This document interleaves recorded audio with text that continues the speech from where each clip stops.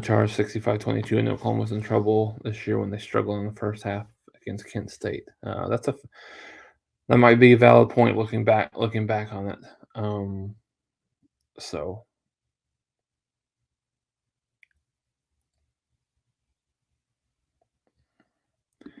yeah, JB, there was a lot of other guys. There was a lot of reserves in the game late in the game.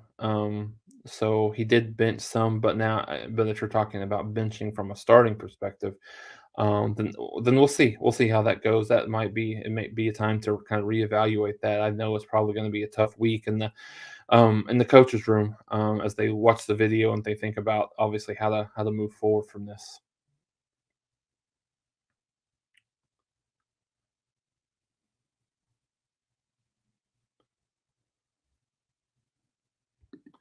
Okay, so I'm gonna kind of make this comment again, like I made it last week. So Dylan Gabriel doesn't play defense. Yes, he's overthrowing some guys, but he's not doing anything to get you beat, on the offensive side of the ball. Now you get to a situation where Oklahoma's losing these games and losing tight games, low scoring games. The offense isn't able to put up enough points, then yeah, I'll give you that. I'll give that to you. But when you give up 96 points in 2 weeks, the offense isn't the problem.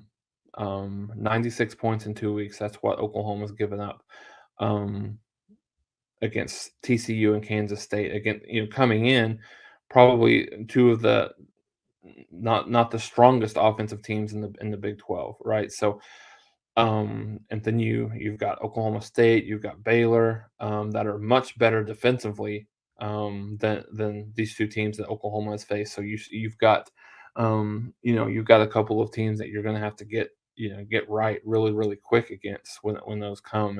And Texas is better defensively and on the offensive side than either Kansas State or TCU. So we'll see what happens here, with 5 and 7 being a very strong possibility, without a doubt.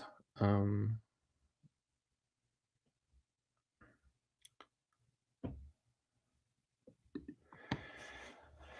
Good question. I think they're probably going to redshirt him. Doesn't necessarily mean he can't play in some games. Obviously, Sooner thrown, but um, I wouldn't be surprised.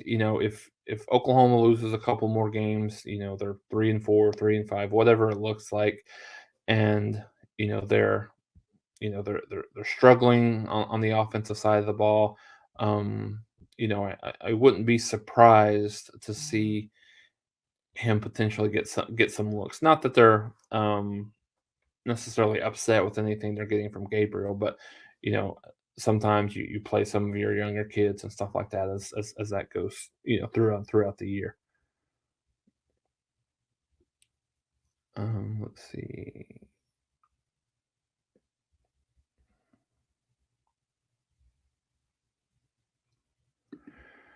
They've regressed. It's kind of, and I know the athletes are different, right? From when you play Kent State and when you play UTEP versus when you play Kansas State and when you play TCU.